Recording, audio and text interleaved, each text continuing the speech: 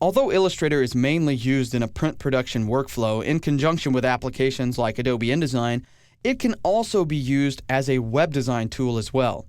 As a matter of fact, I design a lot of graphics inside of Illustrator that go on the web. And in this movie, I'm going to show you how to take the graphics you design in Illustrator and save them out in a web-friendly format. Now, there are a lot of ways that you can do this, and you can actually split up the graphics into multiple parts by utilizing something called slicing. But I just want to take you through the basics of saving for the web. So let's say, for instance, I created this banner for a blog, and I want to save this out as a single image. I'm going to go up to the File menu, and I'm going to choose Save for Web. You can also hold down almost the entire left side of your keyboard and hit the letter S to get this to come up. The actual keyboard shortcut is Alt-Shift-Control or Option-Shift-Command on the Mac and pressing the letter S. That's a whole lot of letters, so I usually just go to the File menu and choose Save for Web. If you've used previous versions of Illustrator, you may be used to that saying Save for Web and Devices. It's now been simplified to simply Save for Web. Once you open up the Save for Web dialog box, you'll see that you're able to view your file as the original, as an optimized version, and also in a 2-up display.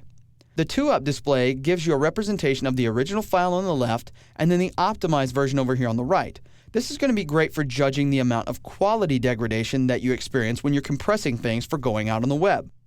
In this case, we're not going to see a whole lot because this is a pretty simple graphic. But I'll go through some of the changes, and you can look between the two to see if you notice anything as we go along. So I've got my original file on the left, my optimized on the right. The optimization settings right now are set to GIF.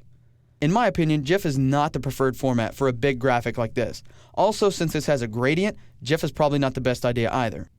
When you're dealing with complex effects like gradients, drop shadows, and things like that, you want to make sure that you're using one of two things, either a JPEG or a PNG or PNG file. In this case, I'm going to come up here and drop this down, and I'm going to select JPEG.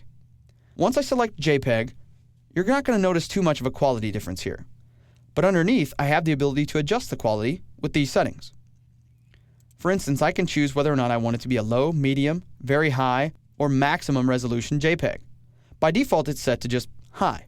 But watch the file size if I jump from high to medium. You can look at the file size right down here. Right now, it's 39.31K. If I jump to medium, it knocks off almost 19K. But you'll also notice right here that I get some serious pixelation and artifacts happening inside the graphic. Watch the difference. Keep your eyes right here on the R. I'll switch from medium to high. Did you see it clear up? Again, medium, pixelated, high, not so pixelated. So I think I'm willing to sacrifice that extra 19K. You can also adjust the quality setting. This sacrifices image quality for better compression. So if you happen to drag this to the left, you're compressing it more and turning back the quality. If you drag this to the right, you're compressing it less, maintaining the quality, but you're also increasing the file size. You can also choose whether or not you want to blur to reduce some artifacts in the image. So if you start to see those little pixelated things in there, you can actually turn up the blur a little bit to eliminate them. The problem is, you'll also blur things like text. That's not good. You can also choose whether or not it's a progressive download. That basically means that you're going to download the image in multiple passes. So instead of the graphic loading all at once online, it will actually load in steps. In this case, I'm just going to leave it unchecked. Directly underneath here, you can adjust the size. Now, chances are you've designed your web banner or web graphic to be the correct size right off the bat. But if you're repurposing some artwork that might have been used for print, for instance, you may want to come down here and rework this.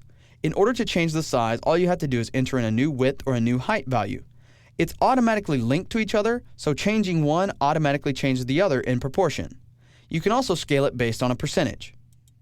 Over to the right, it'll always tell you the original size, so you can always get back to it if you need to. Finally, down at the bottom, you can click Save, and it'll bring you to the Save As dialog box. I'll just simply pick my desktop, and I'll call this Save for Web, and I'll hit Save. Once I do that, the graphic is now saved out in a JPEG format, low resolution of course because we're taking it out on the web, and I can then use it in any of my projects, like take it into Dreamweaver or even put it into a DPS document inside of InDesign for use on a tablet or mobile device.